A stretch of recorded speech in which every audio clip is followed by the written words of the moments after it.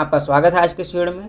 अगर आप कोई पीसी यानी कि कोई लैपटॉप या फिर कोई कंप्यूटर का इस्तेमाल करते हैं तो फिर ये जाहिर सी बात है कि आप अपने कंप्यूटर या फिर लैपटॉप में इंटरनेट का इस्तेमाल करते होंगे। और इंटरनेट का इस्तेमाल करने के लिए आप अपने कंप्यूटर या फिर लैपटॉप में वाईफाई का इस्तेमाल करते होंगे।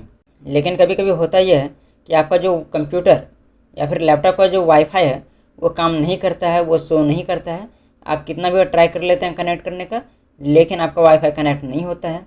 तो फिर ऐसे में आपको टेंशन नहीं लेना है, क्योंकि आज की इस वीडियो में हम आपको यही बताने वाले हैं कि किस प्रकार से आपका जो वाईफाई का प्रॉब्लम है वो आप कैसे सॉल्व कर सकते हैं। चाहे आप कंप्यूटर का इस्तेमाल कर रहे हो या फिर लैपटॉप का, आप दोनों ही डिवाइसेस में आसानी से इस प्रॉब्लम को सॉल्व कर सकते हैं। तो इस प्रॉब्लम को सॉल्व करने के लिए आपको सबसे पहले अपने कंप्यूटर या फिर लैपटॉप में आपको सबसे नीचे में जो टास्क बार है वहाँ पे आपको एक वाईफाई का ऑप्शन दिख रहा होगा, जिसके ऊपर आपको सिंपली क्लिक करना है। जिसके ऊपर आपको अपना कर्सर को ले जाना है। अपने कर्सर को इसके ऊपर ले जाने के बाद आपको यहाँ पर राइट क्लिक करना है। आप जैसे ही राइट क्लिक करते हैं वैसे ही आपके सामने कुछ ऑप्शंस नज़र आते हैं। पहला है ट्रबल शूट प्रॉब्लम और दूसरा है open network and internet setting.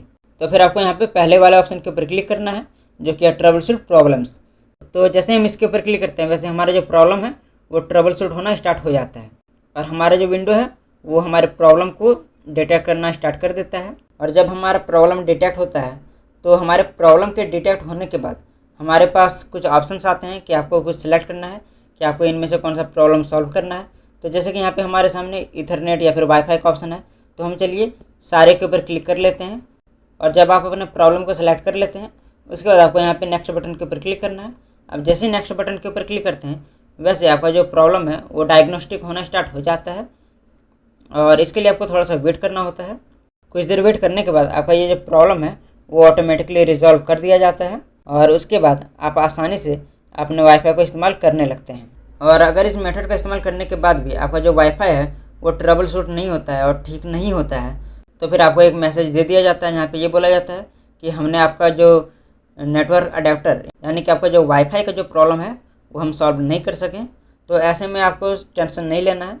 Laptop के केस में अक्सर इस तरह के ट्रबल शूट का इस्तेमाल करने से आपका जो प्रॉब्लम है वाईफाई का वो सॉल्व हो जाता है, लेकिन कई बार नहीं भी होता है। तो फिर ऐसे केस में आपको चिंता नहीं करना है। तो फिर ऐसे केस में हमारे पास दूसरा मेथड भी है।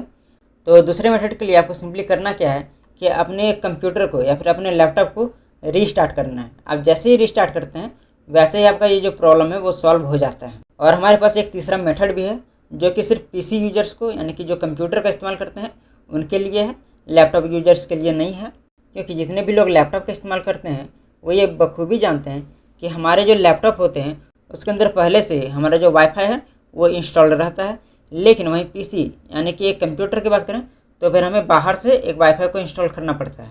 तो फिर आपको सिंपली करना ये है कि आपका जो वाईफाई डिवाइस है वो आपको अपने सीपीयू से निकाल लेना है और उसे निकालने के बाद आपको उसे वापस से इंसर्ट कर देना है।